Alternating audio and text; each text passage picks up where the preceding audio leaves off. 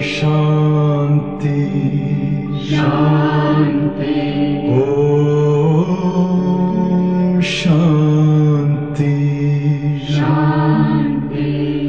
अंतर मन में ज्योति जगा लो, होगा दूर अंधेरा।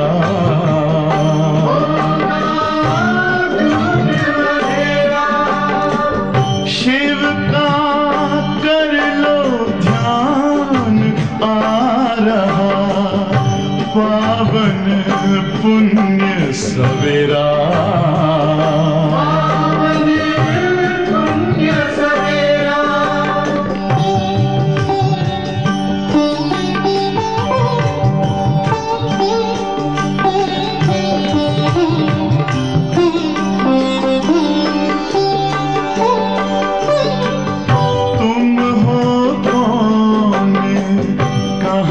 से आए अपने आप को जानो, राजयोग के द्वारा अपना परम पिता पहचानो। इसी राजपथ पर चलकर पालो अपना बसेरा।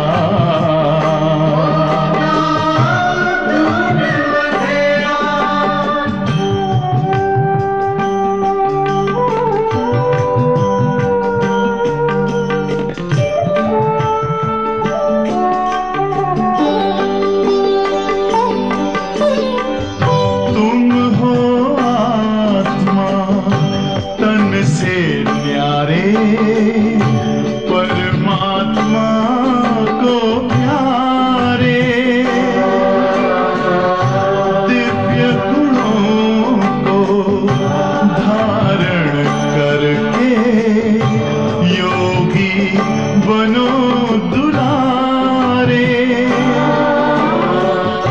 ज्योति बिंदु ही तोड़ेगा ये माया मोह का घेरा।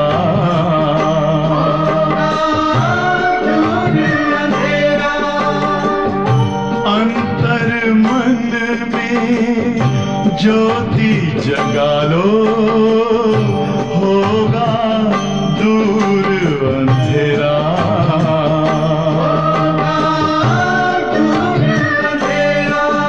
ओम शांति ओम शांति ओम शांति।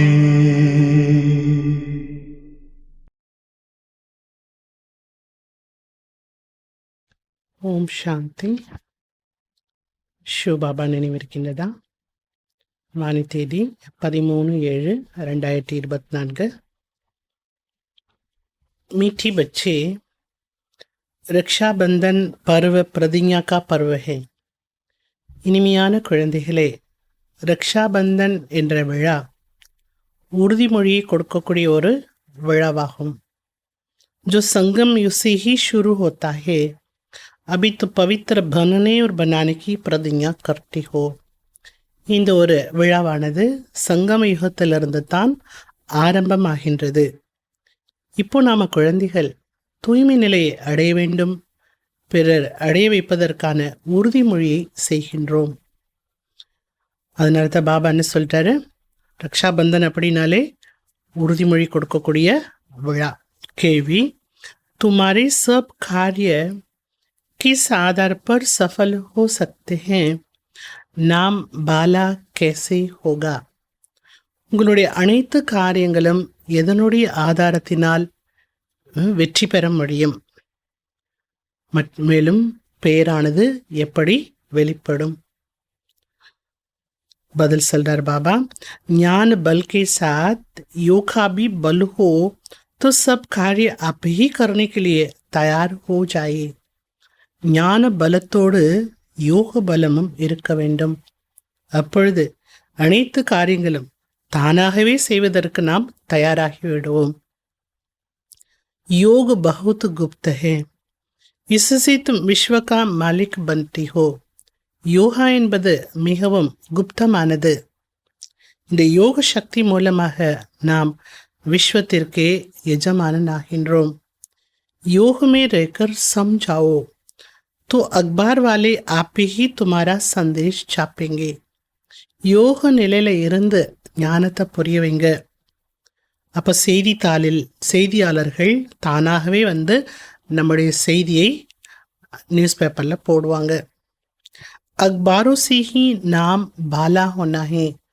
நம்மோட பெயர் எப்போ வெளிப்படும்? பிரம்மா குமாரிகள் பகவான் வந்து விட்டார். இதில் இது எப்படி வெளிப்படும்? செய்தித்தாள் மூலமாகத்தான் நம்முடைய பெயரானது வெளிப்படும். இவற்றின் மூலமாகத்தான் அநேகருக்கு பாபாவுடைய சந்தேஷ் கிடைக்கும். ओम शांति. आज बच्चों को रक्षाबंधन पर समझाते हैं क्योंकि अभी नज़दीक है. இன்று குழந்தைகளுக்கு ரக்ஷாபந்தன் விழாவை பற்றி புரிய வைக்கப்படுகிறது. ஏனென்றால் ரக்ஷாபந்தன் விழாவானது அருகில் வந்து கொண்டிருக்கிறது. அடுத்த மாதம் இருக்கு இல்லையா? அடுத்த மாதம் 19ஆம் தேதி ரக்ஷாபந்தன் விழா. बच्ची राखी बांधने के लिए जाते हैं. ரக்ஷாபந்தன் என்ற விழா வந்து விட்டாலே குழந்தைகள் என்ன பண்ணுறாங்க? எல்லா பக்கமும் ராக்கி அணிவிப்பதற்காக செல்கின்றனர்.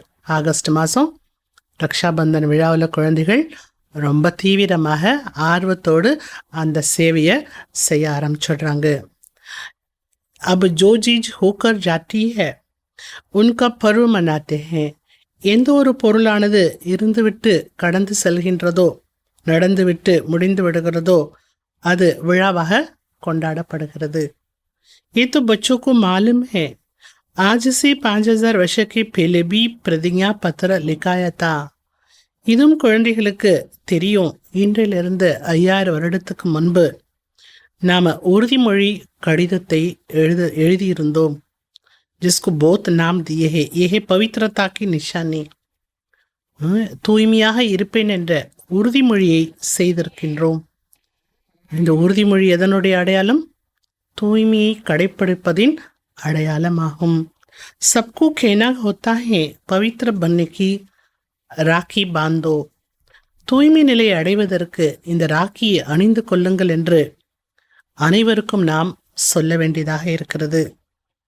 ये भी जानती पवित्र दुनिया सत्य आदि में होती है. இதுவும் நமக்கு தெரியும். தூய்மையான உலகமானது சத்தியுகத்தில் தான் இருக்கும். इस पुरुषोत्तम संगम पर ही राखी पर्व शुरू होता है जो फिर मनाया जाएगा. புருஷோத்தம சங்கம் யுகத்தில் தான் ராக்கி விழாவானது ஆரம்பமாகிறது.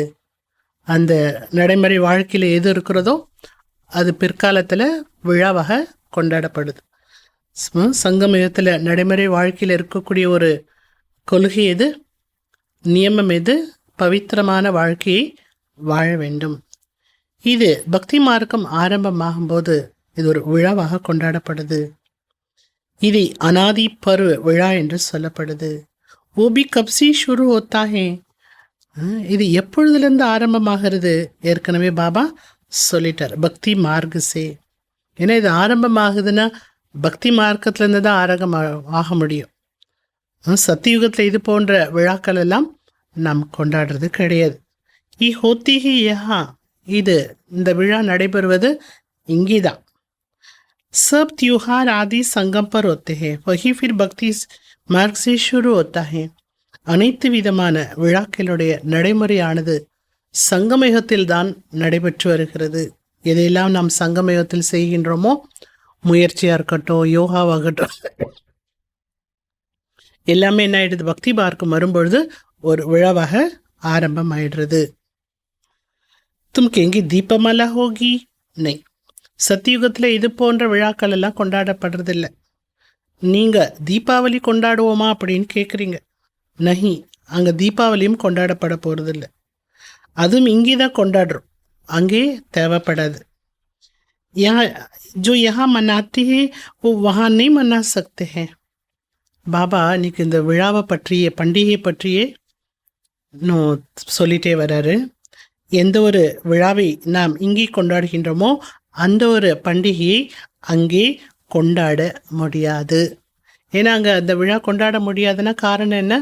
இயல்பாகவே அந்த நிலை என்பது இருக்கிறது. இப்போ தூய்மை நிலை அடையிறதுக்காக பாபாவுக்கு ப்ராமிஸ் கொடுக்குறோம். சத்தியத்தில் ப்ராமிஸ் கொடுக்கணுமா? இல்லை இல்லையா? ஆத்மா பவித்திரதா என்ற அந்த பரம தர்மத்தை வாழ்நாள் முழுக்க கடைபிடிக்கிறது. ஆத்மா ஜென்மம் எடுக்கும்போதே யோகத்தின் சக்தி மூலமாக தான் பிறப்பெடுக்கிறது. ये सब कलयुग के पर्व हैं. रक्षाबंधन मनाते हैं. இவை அனைத்துமே கலியுகத்தினுடைய விழாக்கள். अब ये कैसे मालूम पड़े राखी क्यों मनाई जाती है? ராக்கி ஏன் கட்டப்படுகிறது, அணிவிக்கப்படுகிறது? இதை நாம் தெரியப்படுத்த வேண்டும். நீங்கள் எல்லோருக்கும் ராக்கி அணிவிக்கின்றீர்கள். அணிவித்து விட்டு என்ன சொல்கிறீங்க? தூய்மையை கடைப்பிடிங்க. ரொம்ப டீப்பாக தூய்மையை பற்றி சொல்லாட்டாலும் புதிதாக வரக்கூடிய ஆத்மாக்களுக்கு நம்ம சொல்லக்கூடியது என்ன? மனசில் சுத்தமான எண்ணங்களை கடைப்பிடிப்பேன் அப்படிங்கிற ஒரு உறுதியை கொடுங்க அப்படின்னு கேட்குறோம். அதே பிகி குழந்தை அப்படின்னா என்ன பண்ணுறோம்? பாபாட்ட இந்த ஜென்மா முழுக்க பவித்திரத்தாவை கடைப்பிடிப்பேன், பிரம்மச்சரிய விரதத்தை கடைப்பிடிப்பேன் என்ற ஒரு உறுதிமொழியை பாபாவுக்கு கொடுங்க அப்படின்னு பாபாவுக்கு கொடுக்க வைக்கிறோம். ஸோ ஏனென்றால் பாபா சொல்கிறார், இப்போ பாவனமான உலகம் ஸ்தாபனை ஆகி கொண்டிருக்கிறது. நீங்கள் கடைபிடிக்கக்கூடிய அந்த தூய்மையினுடைய சக்தி பாவனமான உலகத்தை நிலைநாட்டி கொண்டிருக்கிறது. त्रिमूर्ति की चित्र में भी लिखा हुआ है ब्रह्मा द्वारा स्थापना होती है. त्रिमूर्ति சித்திரத்திலையும் எழுதப்பட்டிருக்கிறது. என்ன எழுதப்பட்டிருக்கிறது? பிரம்மா மூலமா படைத்தல், பிரம்மா மூலமா புது உலக ஸ்தாபனை. அதை தான் என்ன சொல்லப்படுது? பிரம்மா மூலமா படைத்தல். அபி ஹே ஞான மார்க்க கா சமய். இப்பொழுது இருப்பது ஞான மார்க்கத்தினுடைய காலமாகும். तो बच्चों को समझाया गया है, भक्ति की कोई भी बात सुनाए तो उनको समझाना चाहिए, हम अभी ज्ञान मार्ग में हैं. பாபா சொல்றார், இதுவும் உங்களுக்கு புரிய வைக்கப்பட்டிருக்கிறது. பக்தியை பற்றிய விஷயம் யாராவது உங்களுக்கு கூறினார்கள் என்றால் அவர்களுக்கு நீங்கள் புரிய வைக்க வேண்டும். என்ன கூறுகின்றார்கள்? நீங்கள் பக்தி செய்யறதில்ல, அங்கே போனதிலிருந்து பக்தியவே விட்டுட்டீங்க, சாஸ்திரங்களெல்லாம் நீங்கள் ஏற்றுக்கொள்வதில் நம்புவதில்லை என்றும் சொல்கிறாங்க. என்ன செய்ய சொல்லியிருக்காரு பாபா? அவங்களுக்கு என்ன சொல்லியிருக்காரு?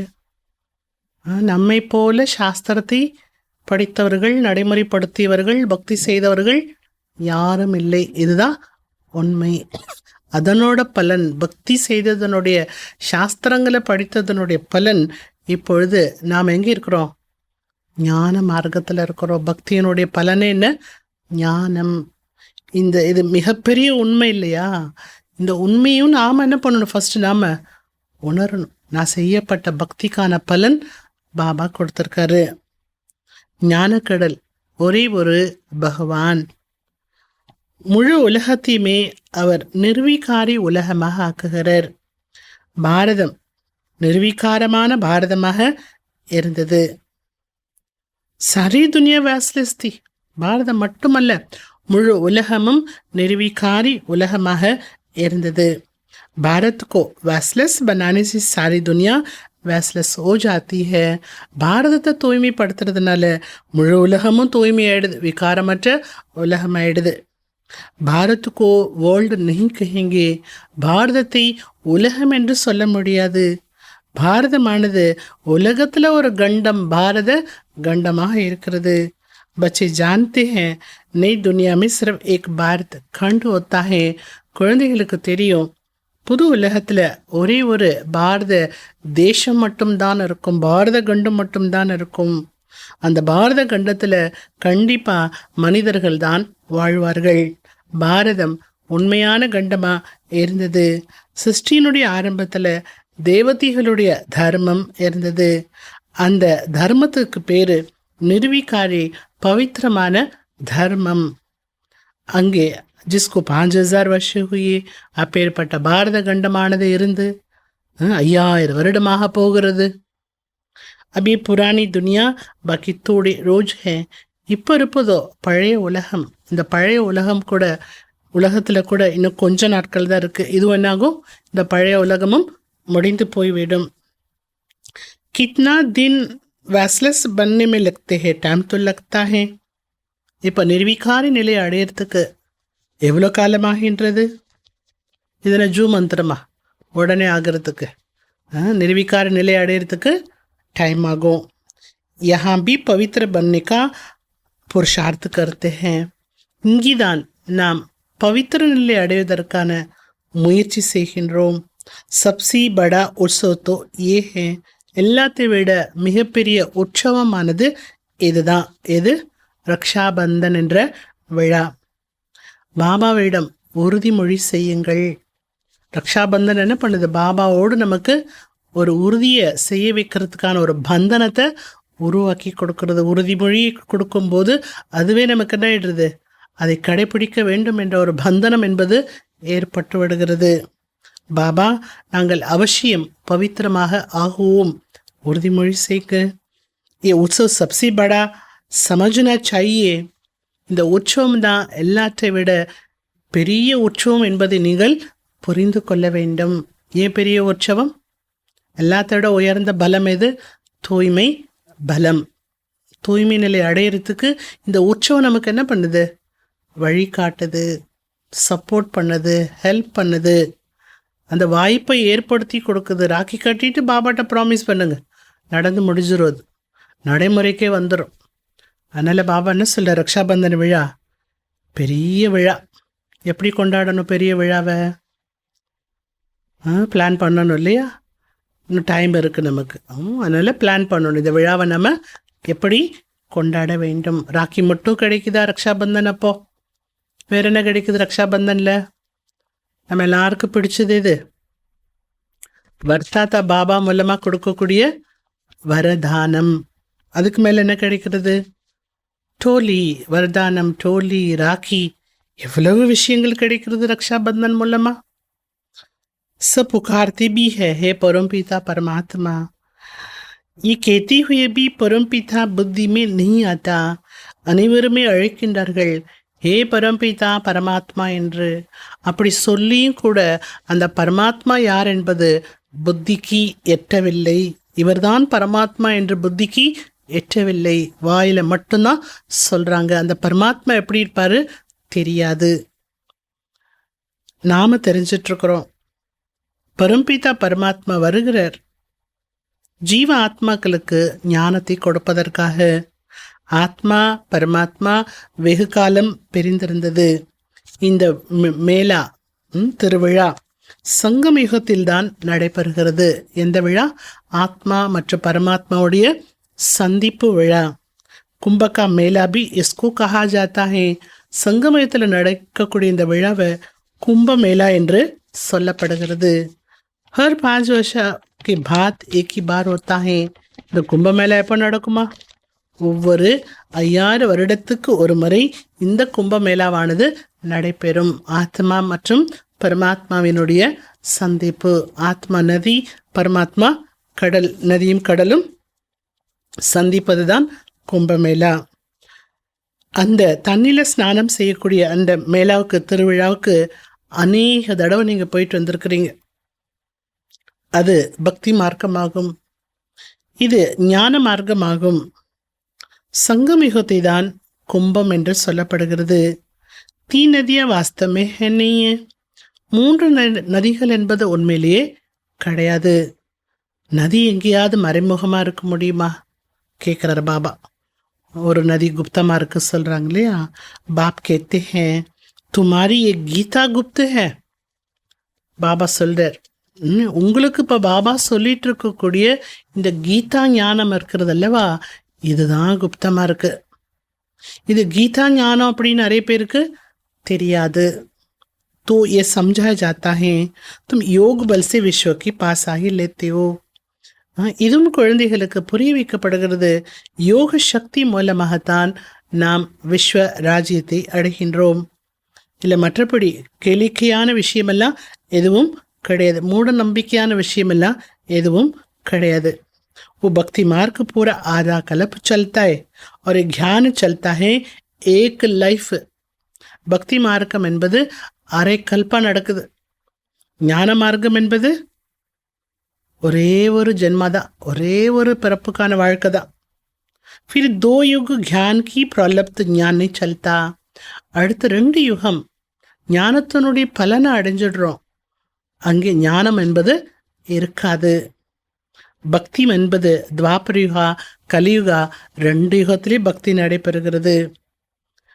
பாபா சொல்றார், அபி துமாரி ஆங்கி குலி ஹே, இப்பொழுது உங்களுடைய கண்களானது திறந்திருக்கிறது. ஆகித்தும் அக்ஞான் நீந்து மீத்தே, இதற்கு முன்னால நீங்க அஞ்ஞான தூக்கத்துல இருந்தீங்க. அப்ப ராக்கி பந்தன் பர் பிராமன் லோக் ராக்கி பாந்தते हैं, तुम भी பிராமன் हो. ரக்ஷா பந்தன் விழாவில் பிராமணர்கள் தான் என்ன பண்றாங்க, ராக்கி அணிவிக்கிறாங்க. யாரும் இல்லாத பட்சத்தில் என்ன பண்ணுவாங்க, பிராமணன் கையால ராக்கி அணிந்து கொள்வார்கள். பாபா சொல்றாரு, நீங்க இப்போ யாரு, பிராமணர்கள். நீங்க போய் எல்லாருக்கும் ராக்கி அணிவிக்க வேண்டும். அந்த பிராமணன் யாரு, குக வம்சாவளி பிராமணன். நீங்க பிராமணன் யாரு, முக வம்சாவளி பிராமணன்.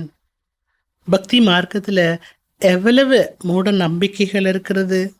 சகதியில் அப்படி அதை புதக்குழியில் அப்படி மாட்டியிருக்காங்களா. துபன் மே பாவ் ஃபஸ்ட் படுத்தே, சகதியில் சேற்றில் கால் என்ன ஆயிடுது, போய் நல்லா மாட்டிக்குது.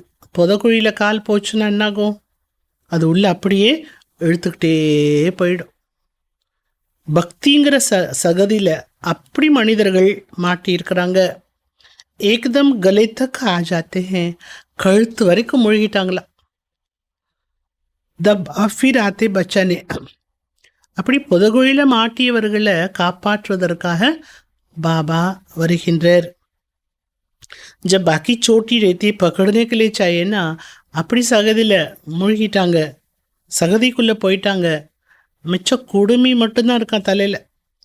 பிடிச்சி இழுக்கிறதுக்கு குடுமி வேணும்ல, அவ்வளோதான் இருக்குதா. நிறைய குழந்தைகள் நீங்கள் இந்த ஞானத்தை புரிய வைக்கிறதுக்கு ரொம்ப முயற்சி பண்ணுறீங்க. கோடிக்கணக்கான மனிதர்கள் இருக்காங்க. ஒருத்தருக்கா நீங்கள் எப்படி போய் உழைக்க முடியும், ஞானத்தை சொல்லி புரிய வைக்க முடியும். துமாரி பதனாமி அக்பாரும் துவாரா ஹுயி ஹே, உங்களுடைய பெயரானது நியூஸ் பேப்பர் மூலமாக தவறான செய்திகளானது வெளியிடப்பட்டிருக்கிறது. உங்கள் பேர் செய்தித்தாள் மூலமாக கெட்டு போயிருந்தது. என்ன போட்டாங்களா நியூஸ் பேப்பரில், இவங்க எல்லாரையும் வீடு வாசலெல்லாம் விட வைக்கிறாங்க, சகோதரன் சகோதரியாரே ஆக்கிடுறாங்க. இந்த மாதிரி விஷயங்கள் ஆரம்பத்தில் ரொம்பவுமே உலகத்தில் பரவி இருந்தது. அதில் நிறைய பேர் பயந்துக்கிட்டு வராமல் இருந்தாங்க, ஞானத்தை கேட்காம இருந்தாங்க. அப்படி நியூஸ் பேப்பரில் எல்லா பக்கமும் போயிடுச்சா மெசேஜ். இப்போது இது மாதிரி விஷயமெல்லாம் இல்லை அப்படிங்கிறத நீங்கள் ஒருத்தருக்காக போய் எப்படி புரிய வைக்க முடியும். இவங்க நல்லது தான் செய்கிறாங்க, உலகத்துக்கு பாடுபட்டு இருக்காங்க. நம்மளாம் போய் இந்த தியானத்தை கற்றுக்கொள்ளணும், நமக்காக இது நடத்தப்படுகிறது அப்படிங்கிற ஒரு விஷயத்தை கொண்டு போய் சேர்க்கணும் இல்லையா. ஒருத்தருக்காக போய் எப்படி சொல்ல முடியும். அதனால பாபா என்ன சொல்கிறாரு, நியூஸ் பேப்பர் தான் பயனுள்ளதாக இருக்கும். நியூஸ் பேப்பர் மூலமாக உங்களுடைய பெயரானது பிரத்யக்ஷம் ஆகும். அபி விசார் கர்னா क्या करे जो समझे, அல்ல இப்போ யோசனை பண்ணுங்க, என்ன சொல்லி புரிய வைக்கலாம். நியூஸ் பேப்பரில் பாபாவுடைய செய்தியை கொடுப்பதற்கு என்ன சொல்லி புரிய வைக்கலாம் என்று சிந்தனை பண்ணுங்க. ரக்ஷா பந்தன் என்றால் அதனுடைய அர்த்தம் என்ன, அதையும் சொல்ல வேண்டும். जबकि बाप आए हैं पावन बनाने, द बाप ने बच्चों से पवित्रता की प्रतिज्ञा ली है. எப்போ பகவான் இந்த பூமிக்கு வந்தாரோ அப்போதான் அவர் தன்னுடைய குழந்தைகளிடம் தூய்மையாக இருப்பேன் என்ற ஒரு உறுதிமொழி வாங்கினர். அதனுடைய அடையாளம்தான் ரக்ஷா பந்தன் விழா. அப்போது ராக்கி என்பது என்ன, ஒவ்வொரு அர்த்தமாக சொல்லிட்டு வர்றார் பாபா.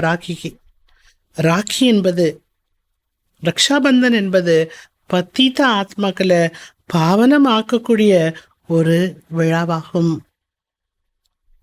தூய்மை நிலை அடைவதற்காக இந்த ராக்கி நாம் அணிந்து கொள்ள வேண்டும். சிந்தனையில் தூய்மை, எண்ணங்களில் தூய்மை, பார்வையில் தூய்மை, பேச்சில் தூய்மை, நடத்தையில் நடத்தை வேணும் இல்லையா? நல்ல கேரக்டர்ஸ் எது மூலமாக வருது? தூய்மையை கடைப்பிடிக்கும் போது நல்ல கேரக்டர்ஸ் என்பது ஏற்பட்டுடுது. ஏன்னா கலியுகத்தில் நாளுக்கு நாள் விகாரங்களானது அதிகரித்து கொண்டே இருக்கிறது. அதனால் இப்பேற்பட்ட இந்த உலகத்தை என்ன பண்ணணும்? தூய்மையான உலகமாக்கிறதுக்கு இந்த ராக்கி கங்கணத்தை நாம் அணிவிக்க வேண்டும். श्री कृष्ण का जन्म मनाते हैं तो जो गद्दी पर बैठा होगा, ஸ்ரீ கிருஷ்ணருடைய பிறந்த நாள் கொண்டாடப்படுகிறது. அவர் அவசியம் சிம்மாசனத்தில் அமர வைக்கப்பட்டிருப்பார். காரோனேஷன் கபி திகாத்தே நீங்க, அவருக்கு பட்டாபிஷேக விழா நடைபெற்றதாக காட்டப்படுறது இல்லை. ஏன்னா பட்டாபிஷேகம் எப்போ நடக்கும்? கிருஷ்ணர் எப்போ நாராயணாங்கிற பேர் மாற்றப்படுகிறதோ அதுக்கப்புறமா தான் பட்டாபிஷேக விழா நடக்கும். ஏன்னா லக்ஷ்மி நாராயணா இருவருக்கும் சேமரம் நடந்த பிறகுதான் பட்டாபிஷேகம் நடக்கும். இப்போ சத்தியுக ஆரம்பத்தில் லக்ஷ்மி நாராயணா இருந்தார்கள். அவர்களுக்கு பட்டாபிஷேக விழா என்பது நடைபெறும்.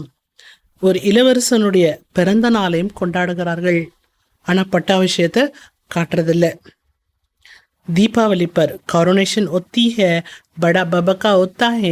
தீபாவளி என்ற விழாவில் தான் பட்டாபிஷேக விழா என்பது நடைபெறும். தனிப்பட்டு ஒரு தீபாவளி என்று கொண்டாடுறது கிடையாது. தீபாவளியும் பட்டாபிஷேக விழாவும் சத்தியுகத்தில் ஒன்று தான். ரொம்ப கோலாகலமாக அந்த பட்டாபிஷேக விழாவானது நடைபெறுகிறது. சங்கம் கி ஜோ பாத்தே ஹே वो वहाँ होती नहीं है. சங்கமத்தில் என்னென்ன விஷயங்கள் நடக்கிறதோ அது சத்தியுகத்தில் இருக்காது. घर में रोशनी यहाँ होने की है, वहाँ दीपमाला आदि नहीं मनाते हैं. வீட்டுக்கு வீடு இங்கே வெளிச்சமானது உருவாக்கப்படுகிறது. தீபாவளினா வீட்டுக்கு வீடு தீபத்தை ஏற்றுறாங்க. சத்தியுகத்தில் இது போன்ற தீபாவளி கொண்டாடப்படுவதில்லை. அந்த பாபா நம்ம எப்போதும் என்ன சொல்லுவோம்? டெய்லி தீபாவளி தான். ஏன்னா ஆத்மாங்கிற தீபமானது எப்போதுமே சுடர் விட்டு எரியக்கூடிய தீபமாக இருப்பதால் டெய்லி தீபாவளின்னு சொல்கிறோம். அங்கே ஆத்மா சுடர் விட்டு எரியக்கூடிய ஜோதியாக இருக்கிறது. जब तक आत्मा की ज्योति नहीं जगी है तो वापिस जा नहीं सकते.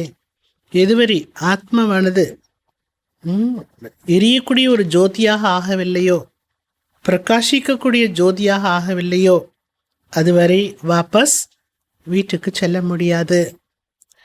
अब ये तो सब पतित है, उनको पावन बनाने के लिए सोच करना है. இன்னைக்கு உலகமே பத்தித்தமாக இருக்கு. இதை தூய்மையாக்கிறதுக்கு நீங்கள் யோசிக்க வேண்டும். बच्चे सोच कर जाते बड़े बड़े आत्मा के पास. குழந்தைகளும் பெரிய பெரிய மனிதர்கள்ட்ட நல்லா யோசிச்சுட்டு போகிறாங்களா? இதை சொல்லணும் அதை சொல்லணும், பகவான் சொல்லியிருக்கார் அப்படின்னு சொல்லணும், நல்லா யோசிச்சுட்டு போகிறாங்க. बच्चों की बदनामी हुई अखबारों द्वारा. பாபாவுடைய யஜ்யம் செய்தித்தாள் மூலமாக அவப்பெயர் கொண்ட ஒரு யஜ்யமாக வெளியிடப்பட்டது. இப்போ மீண்டும் நல்ல பெயரானது செய்தித்தாள் மூலமாகத்தான் செல்லும். தோடா பைசா தோ அச்சா டாலாங்க, கொஞ்சம் பைசா கொடுங்க, ஃப்ரீயெல்லாம் போட முடியாதுல்ல. அவங்க நியூஸ் பேப்பரில் நீங்கள் நியூஸ் கொடுக்கணுன்னா கொஞ்சம் பைசா கொடுங்க, நல்ல மெசேஜை போடுவாங்க. அப்போ தும் பைசா கஹான் தக்கு தேங்க? எவ்வளோ காலத்துக்கு தான் நீங்கள் பைசா கொடுத்துட்டே இருக்க முடியும்? நியூஸ் பேப்பருக்கு நிறைய பைசா கொடுக்க வேண்டியது இருக்கு இல்லையா? அவ்வளோ பைசா செலவு பண்ண முடியாதே. எவ்வளோ பைசா நீங்கள் எவ்வளோ காலத்துக்கு தான் கொடுத்துட்ருப்பீங்க? பாபா சிலர் ஆஜுக்கு இன்னைக்கு லஞ்சத்து மூலமாக நிறைய காரியங்களை செய்கிறாங்க. லஞ்சம் இல்லாமல் வேலை நடக்கிறதில்ல. நீங்கள் பைசா கொடுக்கறது கூட என்னன்ட்டார் பாபா, லஞ்சத்துக்கு சமம். உலகத்தில் இருக்கிறவங்களும் லஞ்சம் கொடுக்குறாங்க, நீங்களும் லஞ்சம் கொடுக்குறீங்க. தோனமே ஏக்கு ஹோஜா. இப்போ 2 பேரும் ஒன்றாயிடுறீங்களே. அதனால் அந்த மாதிரி வேலை நாம் செய்யக்கூடாது. நம்முடையது என்னது? யோக பலம். யோக பலத்தினால காரியங்களை செய்யுங்க. யோக பலம் இருந்தால் போதும், யார் மூலமாக வேண்டுமானாலும் நீங்கள் காரியத்தை செய்ய வைக்க முடியும். பூம்பும் கர்த்தேரேனா, ஞானத்தை பூம்பும் பண்ணிக்கிட்டே இருங்க, சொல்லிக்கிட்டே இருங்க. யாருக்கா செய்கிறோம்? நமக்கா ஒன்றும் கேட்கலையே. எதுக்காக கேட்குறோம்? உலக ஆத்மாக்களுக்காக, உலக நன்மைக்காக தானே நம்ம ஞானத்தை கூட சொல்லி நீங்கள் வந்து எங்களை சேவைக்காக செஞ்சு கொடுங்கன்னு நம்ம கேட்குறோம். இதில் தனிப்பட்டு நமக்காக எதையுமே நாம் கேட்பது கிடையாது. நம்ம அவங்கள இப்போ ஃப்ரீயாக போட வச்சோம் அப்படின்னா அது அவர்களுக்கு பாக்கியத்தில் போய் சேரும், புண்ணியத்தினுடைய கணக்கு போய் சேரும். நல்ல செய்தியை போடுறதுனால அது புண்ணியத்தில் தானே போய் சேரும்.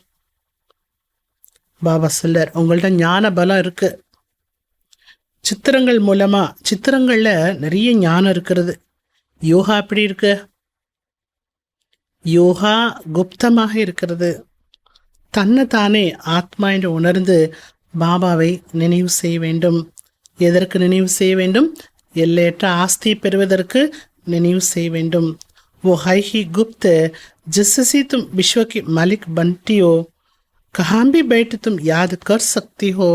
நினைவு என்பது குப்தமாக இருக்கிறது. இந்த நினைவை நாம் எங்கிருந்தாலும் பண்ண முடியும். இந்த நினைவு மூலமாக விஸ்வ ராஜ்யத்தை அடைகிறோம். सिर्फ यहाँ बैठकर योग नहीं சாதனா है. இங்கே உட்கார்ந்து தான் நீங்கள் யோக சாதனைலாம் பண்ணணுங்கிறது கிடையாது. ஞானம் யோகா ரெண்டுமே சகஜமானது. 7 நாள் கோர்ஸ் எடுத்துக்கிட்டிங்கன்னா போதும். அதிகமாக ஒன்றும் ஞானம்லாம் தேவையில்லை. 7 days போதும். फिर तुम जाकर और को आप समान बनाओ. அடுத்து நீங்கள் பிறர் என்ன பண்ணுங்க? 7 நாள் பாட கேட்டு நீங்கள் ஞான யோக மார்க்கத்தில் போங்க. அடுத்து நீங்கள் பிறரை தனக்கு சமம் ஆக்குங்கள். பாப் ஞான்கா சாந்திகா சாகர். பாபா ஞான கடலானவர், சாந்தி கடலானவர். ये 2 बातें मुख्य हैं. இந்த 2 விஷயம்தான் முக்கியமானது. इनसे तुम शांति का वर्षा ले रही हो.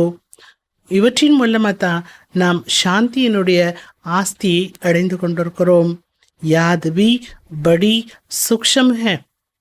நினைவு இருக்கு இல்லையா? பாபா நினைவு, நினைவும் மிக சூக்ஷ்மமானது. பாபா சொல்கிறாங்க, तुम बच्ची बल बाहर में चक्कर लगाओ, बाप को याद करो. குழந்தைகளே, நீங்கள் வெளியில் எங்கேயா சுற்றுறதுக்கு போகிறீங்களா? இல்லை ஒரு வாக்கிங்கே போகிறீங்களா? பாபா நினைங்க, தூய்மையாகுங்க, தெய்வீக குணத்தை தாரணா பண்ணுங்க. எந்த அவகுணமும் இருக்க வேண்டாம். காமம் என்ற விகாரம் இருப்பது கூட ஒரு அவகுணம்தான். பாபா சொல்றார், இப்போ இந்த ஜென்மத்தில் பதீத்தமாகாதீங்க. இன்னைக்கு வாணி ஃபுல்லாக என்ன கேட்டுட்ருக்குறோம்? ரக்ஷாபந்தனத்தை பற்றி. இந்த ஒரு ஜென்மா மட்டும் விகாரத்துக்கு அடிமையாகாதீங்க. பல் ஸ்திரீ சாமனி ஹோ. உங்களுடைய மனைவி முன்னால் இருந்தாலும் சரி, எந்த ஒரு பெண் முன்னால் இருந்தாலும் அவங்கள ஒரு ஆத்மா நினைங்க. உங்களை நீங்கள் ஆத்மா நினச்சி பாபா நினைங்க. பார்த்தாலும் பார்க்காத நிலையில் இருங்க. हम तो अपने बाप को याद करते, वो ज्ञान का सागर है. நாம் நம்முடைய தந்தையை நம்ம நினைவு செய்யணும். நம்முடைய தந்தை எப்பேற்பட்டவர்? ஞான கடலானவர். तुमको आप समान बनाते हैं तो तुम भी ज्ञान सागर बनती हो. ஞான கடல் பாபா தனக்கு சமான் ஆக்குகிறார். அதனால நாமளும் என்ன ஆயிடுறோமா? மாஸ்டர் ஞான கடல் ஆயிட்டுருக்கிறோம். इसमें मूंझना नहीं चाहिए. இதில் குழப்பம் அடைய வேண்டாம். ஓஹே பரமாத்மா, அவர்தான் பரமாத்மா. பரந்தாமே रहती है इसलिए பரம் कहा जाता है. அவர் ஒரு ஆத்மா, அவர் எப்போதுமே பரந்தாமத்தில் இருப்பதனால பரமாத்மா என்று சொல்லப்படுகிறது. ஓ தூ தும்பி रहती हो. நீங்களும் அந்த பரந்தாமத்தில் தான் வசிக்கிறீங்க. நீங்கள் நம்பர்வார் முயற்சியின் அனுசாரமாக இந்த ஞானத்தை அடைந்து கொண்டிருக்கிறீர்கள். पासवी थानर जो होते हैं उनको कहेंगे पूरा ज्ञान सागर बने हैं. யார் பாஸ்வி தானராக ஆகின்றார்களோ, மதிப்பு மரியாதையோடு யார் தேர்ச்சி பெறுகிறார்களோ அவர்களை முழுமையான ஞானக்கடலானவர்கள் என்று அவர்களை சொல்லலாம். பாபாவும் ஞானக்கடல், நீங்களும் ஞானக்கடலாக இருக்கிறீங்க. ஆத்மா சிறியதாகவோ பெரியதாகவோ ஆகுவது கிடையாது. பரமாத்மாவோ பெரிய ரூபம் கிடையாது. அவர் பரமாத்மா என்பதால் அவரோட ரூபம் வேறு ரூபமாக இருக்கும் என்பதும் கிடையாது. ये जो कहते हैं हजारों सूर्य से तेजोमय ये सब कपड़े हैं. பகவான் 1000 சூரியனை விட தேஜோமயமாக இருக்கிறார் என்று சொல்லிட்டு இருக்கிறாங்க. இது கூட கற்பனையான ஒரு விஷயம்தான், உண்மை அல்ல. बुद्धि में जिस रूप से याद करते हैं वो साक्षात्कार हो जाता है. பாபா சொல்லர், மனசில் என்ன ரூபம் இருக்கிறதோ, மனசில் எந்த ரூபத்தை மனசில் நினச்சிக்கிட்டு நம்ம நினைக்கிறோம், பகவானை வழிபாடு செய்கிறோம், அதுதான் காட்சியாக கிடைக்கிறது. இப்படித்தான் பகவான் இருக்கிறார் நினச்சிக்கிட்டோன்னா அதுவே நமக்கு என்ன ஆகுமா, காட்சியாக கிடைத்துவிடும். இஸ்மே சமஜ் சாயே, இங்கே புரிதல் என்பது வேண்டும். आत्मा का साक्षात्कार व परमात्मा का साक्षात्कार बात एक हो जाएगी. ஆத்மாவனுடைய காட்சியோ அல்லது பரமாத்மாவனுடைய காட்சியோ விஷயம் ரெண்டு விஷயமும் ஒன்று தான். ஏன்னா ஆத்மாவும் புள்ளி, பரமாத்மாவும் புள்ளி. நீங்கள் எதை பார்த்தீங்கன்னே உங்களுக்கு தெரியாது. இங்கே பாபா ரியலைஸ் பண்ண வைக்கிறார். இங்கே பார்க்கக்கூடிய விஷயம் இல்லை. ராஜயோகா என்றாலே என்ன, ரியலைஸ் பண்ணணும். ஆத்மா என்பது உண்மை, அதை ரியலைஸ் பண்ணணும்.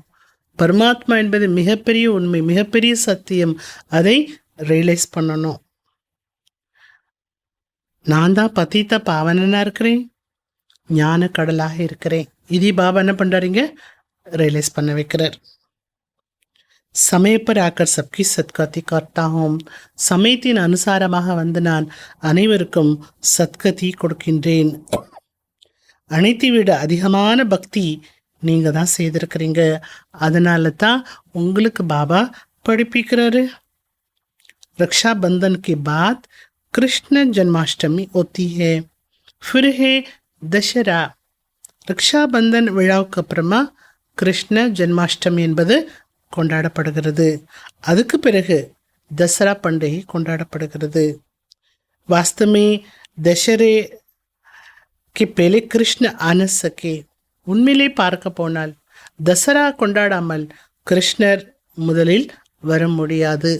பாபா சொல்லக்கூடிய ஞானத்தின்படி அசுரர்களெல்லாம் அழிக்கப்பட்டால் மட்டுமே ஸ்ரீகிருஷ்ணர் இந்த பூமியில் கால் வைக்க முடியும். அது வரைக்கும் ஸ்ரீகிருஷ்ணர் இந்த உலகத்தில் கால் வைக்க முடியாது. அப்போது கிருஷ்ண ஜெயந்தி முதல்ல கொண்டாடி இருக்கக்கூடாது. முதல்ல கொண்டாடக்கூடிய ஒரு விழா எதுவாக இருக்கணும், தசராவாக தான் இருக்கணும். दसरा पहला होना चाहिए, फिर कृष्ण आना चाहिए. அல்ல ஃபஸ்ட்டு தசரா பண்டிகை, அதன் பிறகு தான் கிருஷ்ணர் இந்த பூமிக்கு வருவார். ये किस्सा भी तुम निकालेंगे. இது மாதிரி கணக்கு வழக்கெல்லாம் கூட நீங்கள் தான் பார்க்க முடியும், வேறு யாருக்கும் தெரியாது. पहले तो तुम कुछ भी नहीं समझते थे. இதுக்கு முன்னால் நீங்கள் ஒன்றுமே தெரியாமல் இருந்தீங்க. अभी बाप कितना समझदार बनाते हैं. இப்போ பாபா உங்களை எவ்வளவு புத்திசாலி ஆக்குறாரு. தேங்க்ஸ் பண்ணணும் இல்லையா பாபாவுக்கு. எவ்வளோ ஞானம் இருக்குது புத்தியில், மனசில் எவ்வளோ நினைவு வருது, பாபா நினைவு. புத்தியில் எவ்வளோ தெளிவு இருக்குது, எவ்வளோ உண்மையான ரத்தங்கள் இருக்குது. டீச்சர் சமஜ்தார் பண்ணாத்தேன்னா, ஒரு டீச்சர் மாணவர்களை புத்திசாலி ஆக்குறாங்களே. ஒன்றுமே தெரியாமல் தான் மாணவர்கள் வருவாங்க, ஆனால் அவனாவே தெரியாது. ஆனால் அவனா தெரியாத ஒரு மாணவரை டீச்சர் தான் என்ன பண்ணுறாங்க, மிகப்பெரிய டீச்சராக ஆக்குறாங்க. तुम अभी जानती हो भगवान बिंदु स्वरूप है. இப்போ நம்ம தெரிஞ்சிட்ருக்குறோம் பகவான் பிந்து ஸ்வரூபமாக இருக்கிறார். ஆனால் அவர் எப்படி இருக்காரு, ஞான கடலாக இருக்காரு. அவர் தன்னிடம் இருக்கிற ஞானத்தை கொடுத்து கொடுத்து நம்ம எவ்வளவு புத்திசாலியாக்கிட்டார். ஒன்றுமே தெரியாமல் இருந்த நம்மை பாபா எவ்வளோ நாலேஜ்ஃபுல் ஆக்கிட்டாரு. ஏன்னா ஒரு டீச்சர், நம்ம மாணவர்கள். झाड़ कितना बड़ा है, ஆத்மா ஊப்பர் மே பிந்தி ரூப் மே ரெட்டி. இந்த உலகம் என்ற மரம் எவ்வளோ பெரிய மரமாக இருக்குது. ஒரு மரம் அப்படின்னாலே பெருசாக இருக்கும், விதை அப்படின்னா ரொம்ப சிறுசாக இருக்கும்.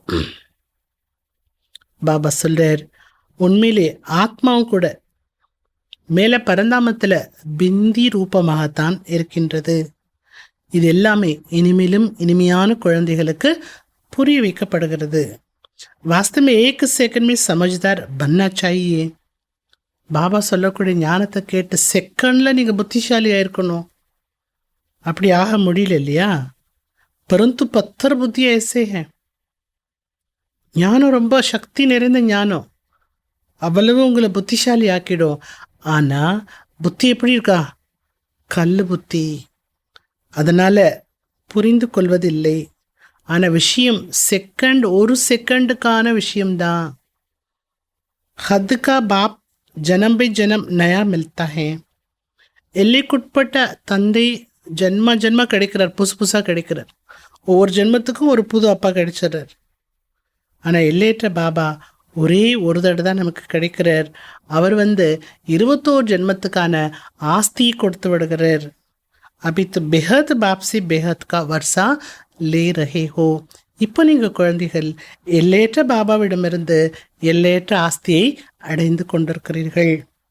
ஆய் படி ஹோ ஜாத்தி ஹை. ऐसे भी नहीं 21 जन्म को एक बाप रहेगा. நீண்ட ஆயுளும் உங்களுக்கு கிடைச்சிரும். அக்கா 21 ஜென்மத்துக்கும் ஒரு அப்பா இருப்பார், அப்படி கிடையாது. நீண்ட ஆயுளோடு இருப்பீங்க. அங்கே துக்கமே பார்க்க முடியாது. பிச்சாடி में तुम्हारी बुद्धि में ये ज्ञान जाकर रहेगा.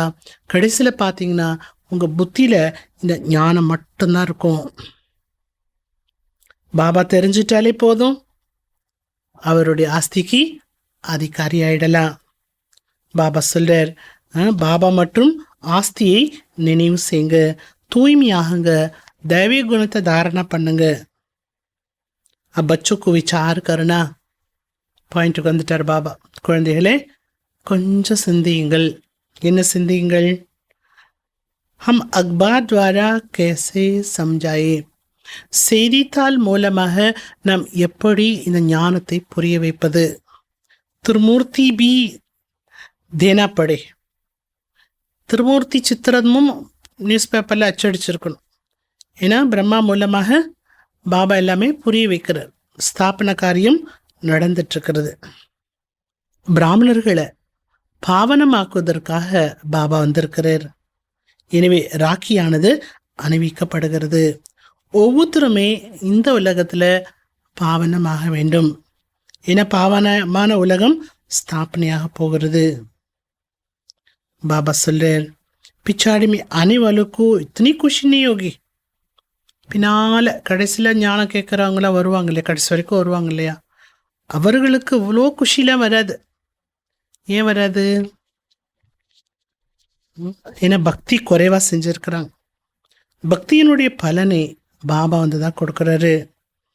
பக்தி किसने जास्ती की है ये भी तुम जानते हो. பக்தி யார் அதிகமாக செய்துள்ளார்கள் அதையும் நாம தான் தெரிஞ்சிட்ருக்குறோம். ஃபர்ஸ்ட் நம்பரில் நீங்கள் தான் வந்திருக்கிறீங்க. அப்படின்னா முதல்ல பக்தி செய்தது நம்ம தான், துவாபரிக ஆரம்பத்திலே. அதுவும் என்ன பக்தி? அவ்யபச்சாரி பக்தி, ஒரே பக்தி. யார் அதிகமாக சேவை செய்கின்றார்களோ அவர்கள்தான் அதிகமான பக்தியும் செய்துள்ளார்கள். எவ்வளோ கனெக்ஷன் இருக்கு பாருங்க. பாபா நாம் तो लिखते हैं. பாபா பேரெல்லாம் எழுதி வச்சிருக்காரா யார் அதிக பக்தி பண்ணியிருக்காங்கன்னு. குமாரக்கா தாதி, ஜானகி தாதி, மனோகர் தாதி, குல்சார் தாதி, இப்படி தாதிகள் அப்படியே நிறைய வரிசையாக எழுதிட்டே போல. ஆனால் வரிசை பிரகாரமாக இருக்காங்க எல்லாருமே குழந்தைகள். ஒன்று போல இல்லை. அதுக்கு வரிசையாக உட்கார வைக்க முடியாது. நீ தான் நம்பர் 1, நீ தான் நம்பர் 2ன்னு இங்கே வரிசையாக அந்த கணக்கில் அமர வைக்க முடியாது. அடுத்து பாபா சொல்றார், யோசிங்க. எத்தனை தடையாக சொல்லிட்டார் யோசிங்கன்னு? 3வது முறையாக சொல்லியிருக்கார். ரக்ஷாபந்தன் என்ற விழாவை பற்றி செய்தித்தாளில் எப்படி கொடுக்கலாம் அப்படி அதை பற்றி சிந்தனை பண்ணுங்க. ஓ तो ठीक है, मिनिस्टर दादी के पास जाते हैं, राखी बांधते हैं. நீங்கள் மந்திரிக்கெல்லாம் போய் ராக்கி அணிவிப்பதற்கு செல்றீங்க, அது வேற, அது ரைட்டு, அது வேற விஷயம். ஆனால் அவங்க பவித்திரமெல்லாம் ஆகிறது இல்லையே. ராக்கி கட்டிக்கிறாங்களா, தூய்மையில் கடைப்பிடிக்கிறது இல்லை. நீங்கள் சொல்லவும் சரிங்க, தூய்மையாகுங்க, இது மூலமாக தூய்மையான உலகம் உருவாகும் அப்படின்னு சொல்லவும் சரிங்க. 63 ஜென்மா விகாரி ஆயிருக்காங்களே. அதனால் பாபா என்ன சொல்கிறார், இப்போ இந்த கடைசி ஜென்மா மட்டும் தூய்மையை கடைப்பிடிங்கள். குதாக்கு யாது கரோ. குதா கடவுளை நினைவு செய்யுங்கள். உங்கள் தலைமீது இருக்கக்கூடிய பாவமெல்லாம் இறங்கிவிடும். நல்லது. मीठे मीठे सिकलते बच्चों प्रीत, माँ पिता बाप दादा का याद प्यार और गुड मॉर्निंग। रूहानी बाप की रूहानी बच्चों को नमस्ते। रूहानी बच्चों की रूहानी बाप को நமஸ்தே. எவ்வளோ நிறைய பாயிண்ட்ஸ் பாபா கொடுத்துட்டாரு. धारणेकाன पॉइंट, पांचवी थानर होने के लिए बाप समान ज्ञान का सागर बनना है. पांचवी थानराக ஆகுவதற்கு பாபாவுக்கு சமான் ஞான கடலாக ஆக வேண்டும். कोई भी अवगुण अंदर है तो उसकी जांच कर निकाल देना है. ஏதாவது அவகுணமானது தங்களுக்குள் இருந்தால் அவற்றை சோதனை செய்து நீக்கிவிட வேண்டும். ஷரீரத்தை பார்த்தாலும் பார்க்காத நிலையில் இருந்து ஆத்மா என்று தன்னை நிச்சயம் செய்து ஆத்மாவோடு பேசுகின்றேன் என்று நினைக்க வேண்டும். ரெண்டாவது பாயிண்ட், योग बल इतना जमा करना जो अपना हर काम सहज हो जाए. நம்முடைய ஒவ்வொரு காரியமும் சகஜமாக நடக்கக்கூடிய அளவிற்கு யோக பலத்தை சேமிப்பு செய்ய வேண்டும். யோக பலத்தினால எல்லா வேலையும் எப்படி பண்ணலாங்கிறார் பாபா? சகஜமா, ஈஸியா. செய்தித்தாள் மூலமாக ஒவ்வொருவரையும் தூய்மை நிலை அடைவதற்கான செய்தியை கொடுக்க வேண்டும். தனக்கு சமான் ஆக்குவதற்கான சேவையை செய்ய வேண்டும். वरदानम, देहबान को देही अभिमान स्थिति में परिवर्तन करने वाले बेहद के वैरागी भव. தேக உணர்வை தேகி அபிமான ஸ்திதியில் மாற்றி அமைக்கக்கூடிய எல்லையற்ற வைராகியம் கொண்டவராக ஆகுங்கள். चलती चलती वैराग खंडित होता है. उसका मुख्य कारण है देह भान. போக போக ஞான மார்க்கத்தில் போக போக வைராகியம் எல்லாம் அப்படி குறைஞ்சிருது. இல்லைன்னா வைராகியம் இல்லாமலே போயிடுது. எல்லாம் தெரிஞ்சும் வைராகியம் இல்லாமலே போயிடுது. அதற்கு முக்கிய காரணம் என்னவென்றால் தேக உணர்வு. जब तक देहभान वैरागी नहीं, देहभान का वैराग्य नहीं, तब तक कोई भी बात का वैराग सदाकाल नहीं रह सकता. எது வரைக்கும் தேக உணர்வு மேலே உங்களுக்கு வைராகியம் வரலையோ அது வரைக்கும் எந்த ஒரு விஷயமும் சதா காலத்துக்கும் எந்த ஒரு விஷயத்துக்கும் உங்களுக்கு வைராகியம் எப்போவுமே வர முடியாது. எந்த ஒரு விஷயத்துக்கும் வைராகியம் வராது. संबंध से वैराग ये कोई बड़ी बात नहीं है. உங்களுக்கு சம்பந்தங்கள் உறவுகள் மேலே வைராகியம் வந்துடுது. இவங்கெல்லாம் நமக்கு நிரந்தரம் இல்லை, நம்மளை விட்டுட்டு போயிடுவாங்க, அப்படி அது மேலே உங்களுக்கு ஒரு வைராகியம் வருது அப்படின்னா அது ஒன்றும் பெரிய விஷயம் கிடையாது. वो तो दुनिया में भी कईयों को वैराग आ जाता है. சம்பந்தங்களில் மேலே வைராகிய உலகத்தினருக்கு கூட ஈஸியாக வந்துடுது, பலருக்கு வந்துடுது. लेकिन यहाँ देहबान के जो भिन्न भिन्न रूप है. ஆனால் இங்கே உங்களுக்குள்ள இருக்கக்கூடியது என்ன முக்கியமாக? தேக உணர்வு மேலே வைராகியத்தை கொண்டு வரணும். விதவிதமான ரூபத்தில் இருக்குது. அதை அறிந்து அந்த தேக உணர்வை தேகி அபிமானி ஸ்திதியாக மாற்றிவிட வேண்டும். இதுதான் விதி. எதற்கான விதி? எல்லையற்ற வைராகியத்தை கொண்டு வருவதற்கான விதி இதுதான். அழகான வரதானம். ப்ராக்டிஸ் பண்ணுங்க. தேக உணர்வு பாபா அடிக்கடி சொல்கிறார், தேக அபிமானம் வந்தால் தவறான செயல்களை செய்ய ஆரம்பிச்சிருவீங்க. அது தேகி அபிமான ஸ்திதி இருந்ததுன்னா நீங்கள் செய்யக்கூடிய செயல்கள் எல்லாம் நல்ல செயல்களாகவே இருக்கும். அப்போ வைராகி எது மேலே வரணும்? தேக உணர்வு மேலே. ஸ்லோகன், संकल्प रूपी पाव मजबूत हो तो काले बादलों जैसी बातें भी परिवर्तन हो जाएगी. சங்கல்பம், எண்ணங்கள் என்பது உறுதி. எண்ணங்கள் என்ற கால் உறுதியுடையதாக இருந்தால் கரும் மேகங்களை போன்ற கருமையான, அதாவது மேகம் கூட எப்படி இருக்கு? கரும் மேகமாக இருக்கு. அது போன்ற விஷயங்கள் கூட மாற்றம் அடைந்துவிடும். அந்த சங்கல்பத்துக்கு அவ்வளவு சக்தி இருக்கு. எண்ணத்தில் நம்பிக்கையை இழக்கக்கூடாது. நல்லது.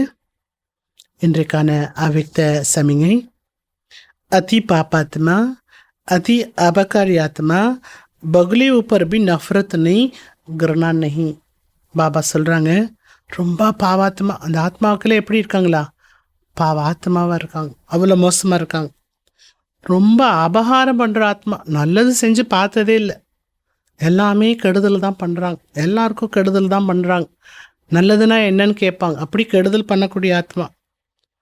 அடுத்து என்ன ஆத்மா? கொக்கு போல இருக்காங்க, கொக்கு போல இருக்காங்க.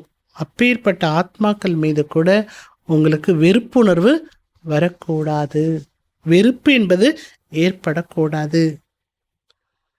विश्व कल्याणकारी स्थिति में स्थित हो, रहमदिल बन तरस की भावना रखते हुए सेवा का सम्मान समझकर सेवा करो. எப்படிப்பட்ட ஆத்மாக்கள் இருந்தாலும் நீங்கள் அவங்கள ஆதாரமாக்க போகிறதில்ல, ஆனால் விஸ்வத்துக்கு நன்மை செய்ய வேண்டும் என்ற ஸ்தித்தில் நிலைத்திருந்து கருணை உள்ளமுடையவராயிட்டு கருணையான பாவனை வைத்து சேவா என்று புரிந்து கொண்டு சேவா பண்ணுங்க. சேவைக்காக நான் இவங்களோட சம்பந்தத்தில் இருக்க வேண்டியதாக இருக்கிறது அப்படின்னு நினச்சி சேவா பண்ணுங்க. இவங்களோடலாம் யார் சேவா பண்ணுறது நினச்சிட்டிங்கன்னா ஃபெயில். நீங்கள் இவங்க கூடலாம் இருக்க முடியாதுன்னு நினச்சிட்டிங்கன்னா நீங்கள் ஃபெயிலுன்னு அர்த்தம். சேவிக்கா பாபா இவங்களோட அனுப்பியிருக்காரு, அதனால நான் சேவா பண்ணுறேன்னு நினச்சி சேவா பண்ணுங்க. जितने होपलेस केस की सेवा करेंगे उतनी प्राइस की अधिकारी बनेंगे. எவ்வளவு ஹோப்லெஸ் கேஸுக்கு சேவை செய்வீர்களோ அவ்வளவு நீங்கள் ப்ரைஸ் பெறுவதற்கு அதிகாரி ஆவீர்கள். और नामग्रामी विश्व कल्याणकारी गाए जाएंगे. அது மட்டுமல்ல, புகழ்பெற்ற விஸ்வ கல்யாணக்காரி ஆத்மா என்று நீங்கள் புகழ்பாடப்படுவீர்கள்.